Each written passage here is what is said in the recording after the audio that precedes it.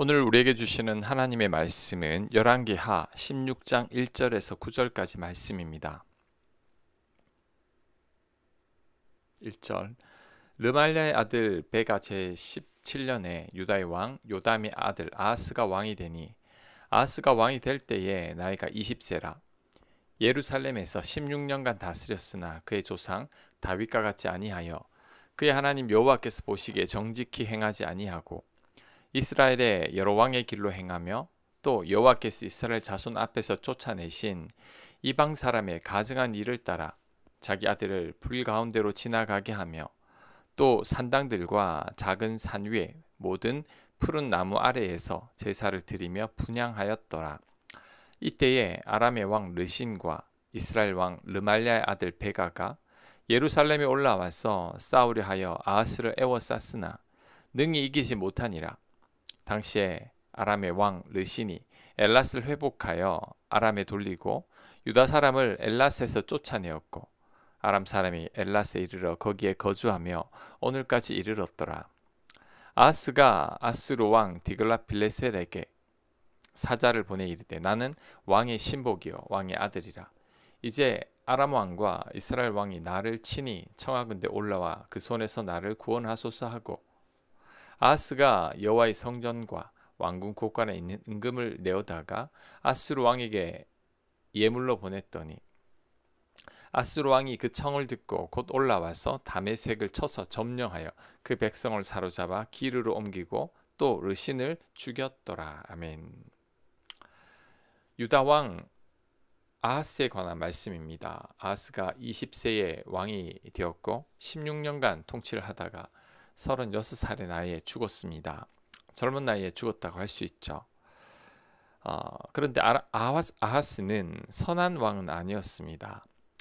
다윗과 같지 아니하고 이스라엘의 악한 왕들이 걸어간 길을 걸어갔습니다. 특히 자기 아들을 불 가운데로 지나가게 했습니다. 이것은 인신 제사로 이방인들의 악한 풍습입니다.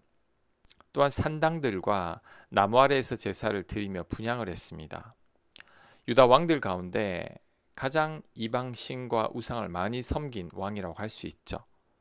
게다가 아람과 이스라엘이 연합으로 쳐들어왔을 때 아수르를 의지해서 위기를 모면하려고 했습니다. 아하스 왕은 아수르 왕에게 자신은 아수르 왕의 신하라고 말하면서 성전과 왕궁 곳간의 은금을 예물로 보내서 도와달라고 간청을 했던 거죠. 그런데 아하스 왕의 이런 행동은 하나님에 대한 불신입니다. 왜냐하면 아람과 이스라엘 연합군이 쳐들어왔을 때 하나님은 이사야 선지자를 통해 이들을 두려워하지 말라고 아하스 왕에게 말을 했기 때문입니다. 이사야 7장 4절입니다. 아하스 왕에게 이르기를 너는 삼가며 조용하라. 르신과 아람과 르말리아의 아들 이스라엘 왕 베가를 의미합니다. 심히 노할지라도 이들은 연기나는 두 부지깽이 그루터기에 불과하니 두려워하지 말며 낙심하지 말라. 아멘. 하나님께서는 아람과 이스라엘은 연기나는 두 부지깽이 그루터기에 불과하다고 했습니다. 연기나는 부지깽이는 아무것도 아니라는 뜻이죠. 전혀 위협이 되지 않는 존재라는 것입니다. 그런데도 아하스 왕은 이사야 선지자를 통한 하나님의 말씀을 믿지 못했습니다. 아수르를 의지하여 위기를 모면하려고 했던 거죠. 그래서 성전의 예물까지 다 갖다 바친 겁니다. 이런 아하스 왕을 보면 하나님을 온전히 믿지 못하던 야곱이 생각납니다. 야곱은 아하스 왕처럼 꾀가 많아서 수단과 방법을 가르지 않았습니다. 자신의 목적을 이루기 위해서는 형과 아버지까지 속이는 야곱이었죠. 또한 야곱이 약복강가에서 형을 만나기 전에 하나님을 믿지 못해서 두려워 떨었습니다. 하나님께서 평안한 길을 약속하셨지만 그 약속을 믿지 못해서 밤새 천사와 씨름을 한 거죠. 이런 모습이 바로 아하스 왕의 모습입니다. 아하스 왕도 자신의 목적을 이루기 위해서는 수단과 방법을 가리지 않죠. 아들을 제물로 바치는 것만 봐도 잘 알 수 있습니다. 아무리 그래도 아들을 바치는 부모는 없습니다. 하지만 아하스는 아들까지 바쳐서라도 자신이 원하는 것을 얻어내려고 했던 거죠. 또한 아하스 왕은 하나님을 믿지 못했습니다. 하나님께서 이사야 선지자를 통해서 아람과 이스라엘을 두려워하지 말라고 했지만 아하스 왕은 그 말씀을 믿지 못했습니다. 결국 두려워 떨다가 아수르의 예물을 바친 거죠. 이런 아하스 왕을 하나님께서 기뻐하실 리가 없습니다. 젊은 나이에 요절한 것도 아마도 아하스 왕의 악과 하나님에 대한 불신 때문일 겁니다. 우리들은 이런 아하스 왕을 통해 우리들의 모습을 돌아봐야 합니다. 우리들도 목적을 이루기 위해서는 수단과 방법을 가리지 않을 때가 있습니다. 지나친 열정으로 인해 하나님보다 앞서 나갈 때도 있습니다. 이런 자들이 과거에 태어났으면 우상을 섬기게 됩니다. 눈에 보이지 않는 하나님보다 눈에 보이는 우상이 더 마음에 끌리기 때문이죠. 하나님께 기도하기보다는 보이는 우상에게 기도하고 절하는 것이 훨씬 더 쉽습니다. 그래서 우상을 섬기는 거죠. 우리들은 아하스 왕처럼 처신해서는 안 됩니다. 내 목적을 이루기 위해 수단과 방법을 가리지 않거나 쉽고 편한 길을 택해서는 안 됩니다. 죄와 타협하거나 편법을 써서도 안 됩니다. 그렇게 되면 하나님보다 앞서 나가게 됩니다. 하나님 힘이 아닌 내 힘으로 살게 되죠. 원래 우리 교회 목표가 주님보다 앞서지 말고 먼저 기도하는 것입니다. 우리는 주님보다 앞서가서는 안 됩니다. 내가 간절히 원하는 것이 있다고 해도 주님보다 앞서 나가서 얻으려고 해서는 안 됩니다. 그러면 꼭 부작용이 생깁니다. 내 열정이 너무나 클 때도 신중해야 합니다. 열정이 너무 크면 뒤돌아보지 않고 앞으로 달려나갈 때가 있습니다. 그렇게 되면 꼭 하나님보다 앞서가게 됩니다. 성격이 급한 분들도 조심해야 합니다. 성격이 급하면 너무 서두르게 되고 너무 서두르다 보면 꼭 실수를 하게 되죠. 아니면 다른 이들과 부딪히게 됩니다. 너무 급한 것을 좋아하지 않는 분들이 있습니다. 이들과 관계 속에서 갈등을 겪게 되는 거죠.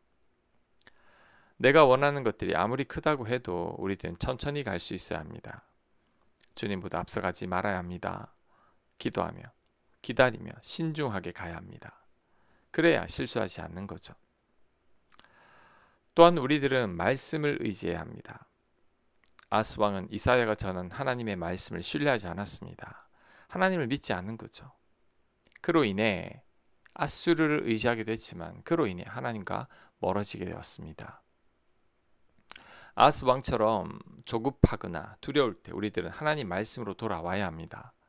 하나님 말씀은 우리로 하여금 두려움을 이기게 하고 담대하게 합니다. 이사야 41장 10절입니다. 두려워하지 말라. 내가 너와 함께함이라. 놀라지 말라. 나는 네 하나님이 됨이라. 내가 너를 굳세게 하리라. 참으로 너를 도와주리라. 참으로 나의 의로운 오른손으로 너를 붙들리라. 아멘. 하나님이 나와 함께 하신다고 합니다. 하나님이 내 하나님이 되시고 나를 굳세게 하신다고 합니다. 하나님께서 나를 도우시고 하나님의 손으로 나를 붙드신다고 합니다. 이 말씀만 제대로 믿어도 두려울 게 없습니다. 베드로는 밤새 실패했지만 예수님 말씀을 의지해서 그물을 던졌습니다. 누가복음 5장 5절입니다. 시몬이 대답하여 이르되 선생님 우리들이 밤이 새도록 수고하였으되 잡은 것이 없지만은 말씀에 의지하여 내가 그물을 내리리다 하고 아멘. 베드로가 말씀에 의지해서 그물을 던졌을 때 그물이 찢어질 정도로 많은 물고기가 잡혔습니다.